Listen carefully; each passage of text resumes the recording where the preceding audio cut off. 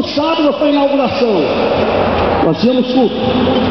Os camaradas pegaram umas caixas de som imensas, colocaram na área externa do bar, viraram umas caixas em direção à igreja.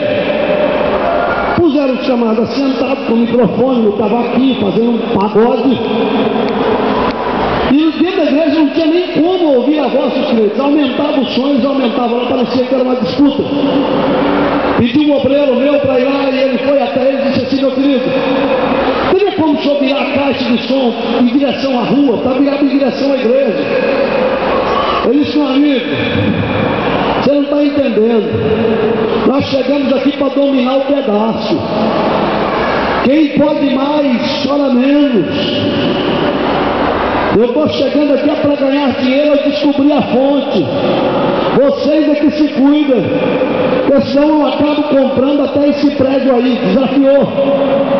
Eu cheguei para o pastor Cristóvão, que era o meu co-pastor. Eu disse: pastor Cristóvão, a notícia que eu tenho do vizinho aí é essa. Eu disse: pastor Jaime, ele não está nos desafiando, ele está desafiando a glória do Deus Todo-Poderoso.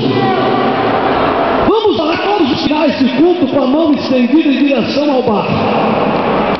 Não se dava para cultuar direito, terminava o culto, estendíamos as mãos no final, dizendo: Deus, toma providência. No segundo dia, Deus toma providência. Com 30 dias, eu disse: quantos dias? Eu cheguei para dirigir um culto, estava um silêncio. Eu disse: vai lá ver o que está acontecendo. As caixas não estavam lá. A porta de aço estava semi-fechada. Lá dentro tinha uma mulher limpando o balcão. Já não tinha mais frigobar, nem geladeira, nem nada. E um dos obreiros foi lá perguntar para ela: o que é que está acontecendo aí? Ela disse: o senhor não está sabendo? Essa semana o dono do bar foi pescar com uma equipe de pessoas. O barco virou, todo mundo sobreviveu, mas só ele morreu.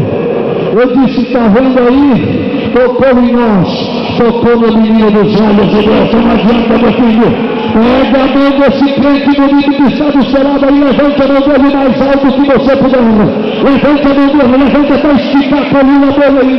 Olha dentro dos olhos dele e diga para ele: você é o templo do Espírito Santo, pode dizer. Diga para ele: você é o templo do Espírito Santo. A glória de Deus está dentro de você. A Shekinah de Deus se manifesta dentro de você.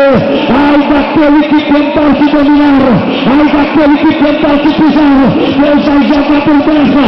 Sabe que caminhando como estive na mão do seu irmão aí, parece que é Deus de Josué, com a arca diante das muralhas de Jericó.